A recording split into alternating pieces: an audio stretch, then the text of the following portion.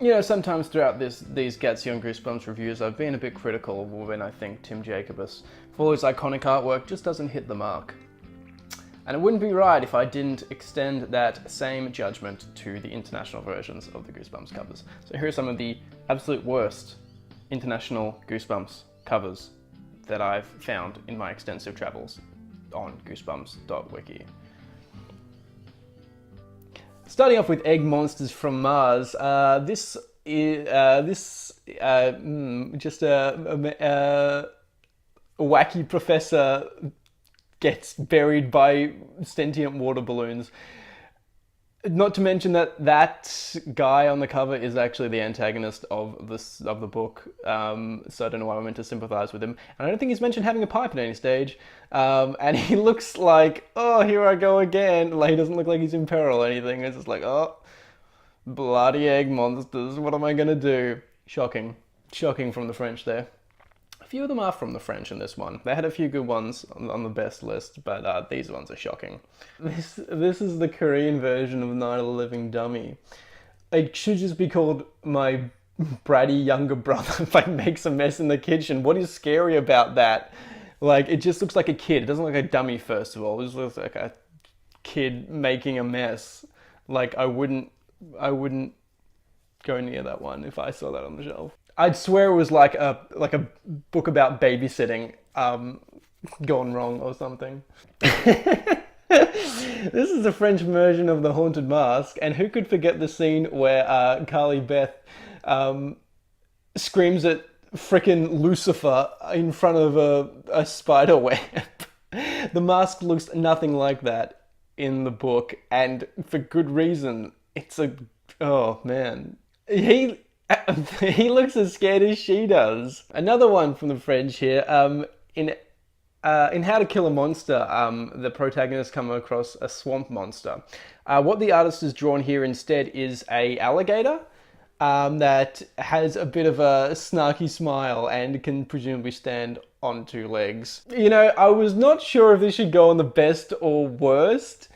Because I do really like this French version of Say Cheese and Die, like, because of how, like, unique the character there looks. The problem is the focus isn't really on the camera, like, which it is in the book. You would think this is about a paedophile that is, like, taking unsolicited pictures of you. Look at him. He's scary, but not in the way it's intended. I mean, I do like that they've got the skeletons coming out there, but our focus is up here on this freaking lecherous fiend. It Came from Beneath the Sink features a sponge, essentially, as the antagonist. And I understand that's hard to work with, but you need to do more than just drawing things that are under your sink.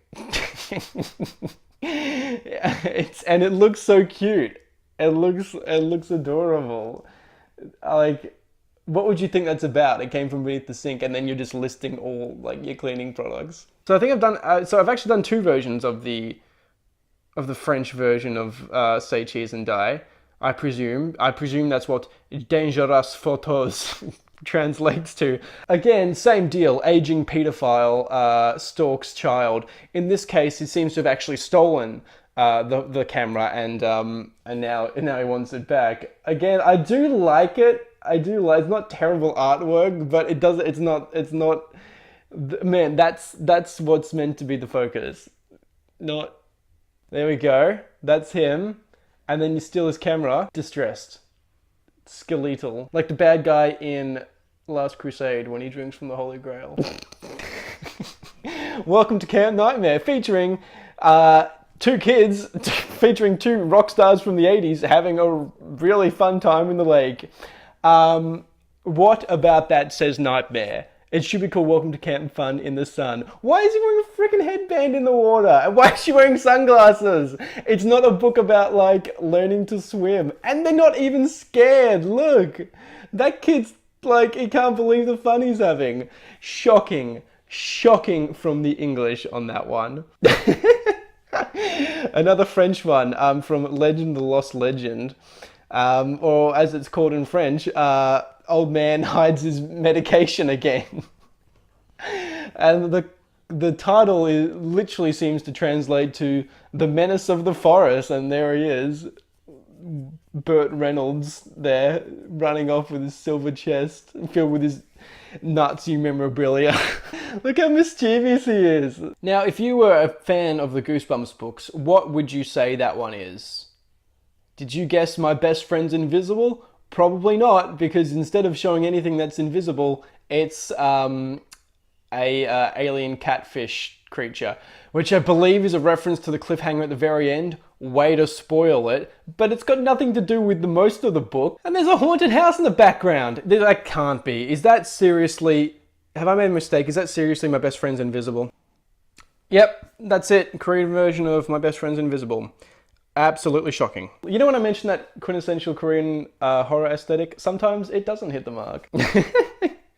Another French one. Again, would you guess that that one is Don't Go to Sleep? I think, I haven't read it again since I've started doing the reviews. I think I hope at one stage he wakes up with Creature from the Black Lagoon hands, but it's not for most of the story, I guarantee you. Stay out of the basement. What do you call that expression?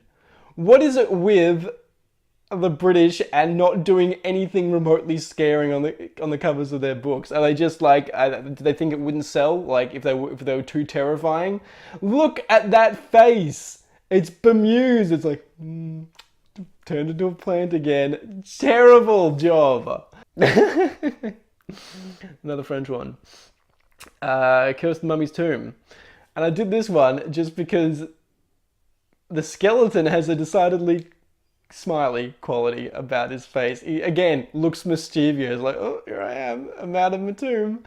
A big toothy grin there, I love it. They were some of my favourite Goosebumps international cover art works because they were not scary in the slightest, or not for the reason they were meant to be.